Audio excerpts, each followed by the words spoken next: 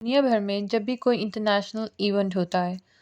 تو وہاں پر ہر قسم کی نسل کے مذہب کے لوگ شامل ہوتے ہیں اور اس کو آرگنائز کرنے والے ملک کو اچھی خاصی آمدنی ہوتی ہے۔ اسی لیے جو شائقین ٹورسٹ وغیرہ ادھر آتے ہیں ان کو خوش رکھنے کے لیے، ان کے لیے آسانی رکھنے کے لیے، کمفرٹیبل رکھنے کے لیے اس ملک جو وہاں پہ جس ملک میں ہو رہا ہوتا ہے انٹرنیشنل ایونٹ ہو رہا ہوتا ہے تو وہ اپنے ملک کی، اپنے مذہب کی کچھ نہ کچھ تبدیلیاں کرنا جو ہے برا نہیں مناتے اور اپنے گیسٹ کے لیے کافی چینجز کرتے ہیں۔ اور یہ بدلاؤ ہم لوگ آج کل سعودی عربیہ کے بہت سارے قوانین میں دیکھ رہے ہیں۔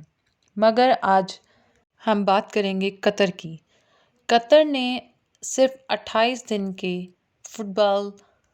میچ جو کہ انٹرنیشنل فیفا ورلڈ کپ ہے اس کے لیے اپنے مذہب کو، اپنی ثقافتی روایات کو،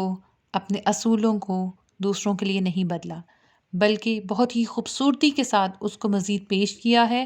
اسلام کو لوگوں کے لیے عام کیا ہے اور کھلی دعوت دی ہے اسلام کی۔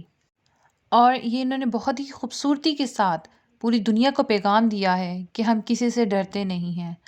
اسلام ہمیں مضبوط بناتا ہے، ڈرنا نہیں سکھاتا۔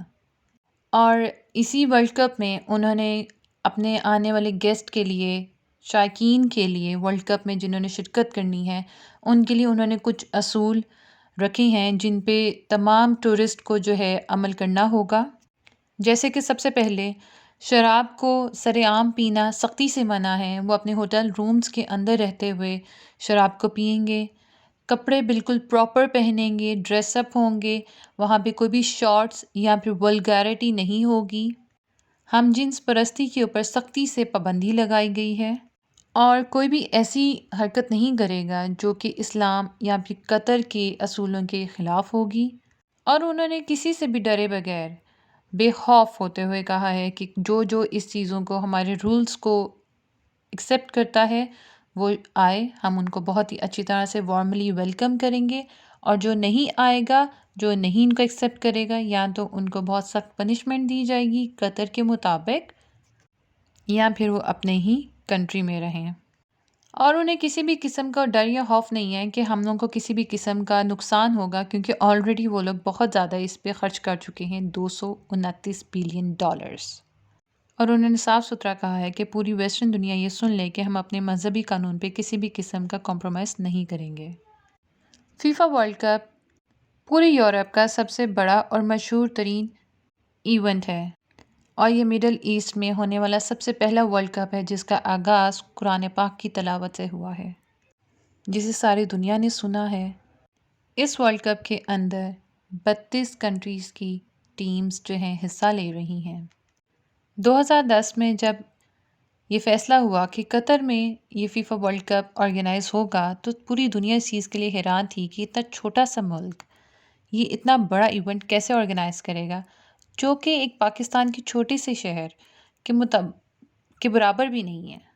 مگر دیکھتے ہی دیکھتے قطر نے ان 12 سال کے اندر بہت ہی خوبصورتی کے ساتھ پورا نیا شہر ہی بسا دیا اور 12 نئے اسٹیڈیمز بنائے، کئی خوبصورت مالز، نئے roads, metro stations, halls, hotels, بہت سارے پروجیکٹس کو مکمل کر لیا تاکہ ایک اچھی طریقے سے اس ورلڈ کپ کو وہ آرگنائز کریں اور رہتی دنیا میں اپنا نام جما سکیں، اور آنے والے شائقین کے لیے رہنے کے لیے، گھومنے کے لیے، پھرنے کے لیے ایک بہترین بندوبست ہو جائے۔ اس کے ساتھ ساتھ بیسیکلی قطر کا یہ اپنا پورا ایک پروجیکٹ ہے اور پلان ہے کہ اس نے دبئی سے بھی آگے نکلنا ہے اور 2030 تک اس نے سب سے بہترین ترقی یافتہ ملک بننا ہے۔ اور ساتھ ہی ساتھ ان کا یہ بڑا مقصد ہے کہ پوری دنیا سے شائقین آئیں، ٹورسٹ آ کے قطر دیکھیں، قطر میں آ کے اسلام کو، اسلامی تہذیب کو دیکھیں اور ان سے انسپائر ہوتے ہوئے اسلام کو آگے پھیلائیں، نہ کہ قطر میں آ کے اپنے مذہب کو ڈیولپ کریں۔ اگر ہم لوگ یہ کہیں کہ قطر اس وقت پوری دنیا میں اسلام کو ریپرزینٹ کر رہا ہے تو یہ غلط نہیں ہوگا، بلکہ بہت ہی بہترین طریقے سے وہ ریپرزینٹ کر رہا ہے۔ اور پھر صرف اور صرف فٹ بال میچ میں آنے والے شائقین ہی نہیں بلکہ 5 ارب لوگ ٹیلی ویژن سے اور سوشل میڈیا میں بے تحاشا لوگ اسلام اور قطر کی ثقافت کو لائیو دیکھیں گے اور اس طرح بہترین طریقے سے ان تک اسلام کا اصل چہرہ پہنچ سکے گا۔ بہت ہی افسوس کے ساتھ جس کو انٹرنیشنل میڈیا نے صرف اور صرف خوف اور ٹیررزم کے ساتھ جوڑ رکھا ہے۔ اسلام کو پتہ لگے گا لوگوں کو کہ اسلام ٹیررزم نہیں ہے، خوف نہیں ہے، اور اسی وجہ سے قطر کو اس وقت انٹرنیشنل بہت ساری کنٹریز کی طرف سے کنٹروورسیز کا سامنا کرنا پڑ رہا ہے۔ بہت سارے مخالفین ان کے خلاف بول رہے ہیں، مگر وہ کسی سے ڈر کے دبے نہیں ہیں یا انہوں نے اپنی ثقافت کو بدلا نہیں ہے، صرف ان 28 دنوں کے لیے۔ بہت طریقوں سے بدنام کیا جا رہا ہے قطر کو کہ یہاں پہ بہت سارے قانون جو ہیں اسلامی قانون غلط ہیں اور سختی بہت زیادہ ہے، لوگوں کو اپنی مرضی سے جینے نہیں دیا جاتا، پھرنے نہیں دیا جاتا، جو وہ جی میں آئے وہ کر نہیں سکتے، مگر قطر بھی اپنی بات منوا ہی رہا ہے۔ اور دیکھا جائے تو اس سے زیادہ ہپوکریسی کیا ہو سکتی ہے کہ انٹرنیشنل کنٹریز خود یہی کہتے ہیں کہ جو لوگ ہماری طرف آتے ہیں، ہماری کنٹریز میں آتے ہیں، انہیں ہمارے ہی رولز اینڈ ریگولیشنز کے مطابق زندگی گزارنی ہوتی ہے،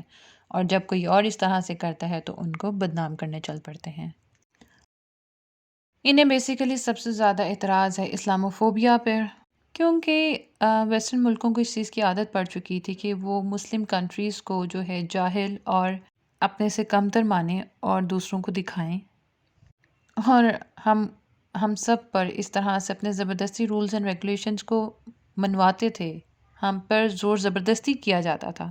مگر اب جب پہلی دفعہ کوئی ملک، اسلامی ملک، ان کی آنکھوں میں آنکھیں ڈال کے ان کے سامنے آ کے کھڑا ہوا ہے بے خوف نہ ڈر ہو کر، تو ان سے برداشت نہیں ہو رہی ہے بات، اور اسی لیے یہ سب مل کر اسی ایونٹ کے تھرو پوری دنیا میں قطر کو بری طرح سے بدنام کرنا چاہتے ہیں۔ اور سب سے زبردست بات یہ ہے کہ قطر کو اس بات کی بالکل بھی پرواہ نہیں ہے، وہ بالکل بھی خوف میں نہیں ہے۔ قطر نے ہر کرٹیسزم اور ہر سوال کو بہت ہی خوبصورتی کے ساتھ جواب دیا ہے کہ آپ جس طرح سے اپنے کنٹری میں آنے والے ہر انسان سے اس چیز کی توقع کرتے ہیں اور ان پہ لاگو کرتے ہیں کہ وہ آپ کی رولز اینڈ ریگولیشنز کے مطابق چلیں اور آپ کی مذہب کی، آپ کے رولز کی جو ہے رسپیکٹ کریں، اسی طرح ہم بھی یہی کہتے ہیں کہ آپ ہمارے رولز اینڈ ریگولیشنز، ہمارے ثقافت کی، ہمارے مذہب کی رسپیکٹ کریں اور ایک ڈسپلن میں رہیں، نہ کہ ان ڈسپلنس کو آپ حد توڑیں۔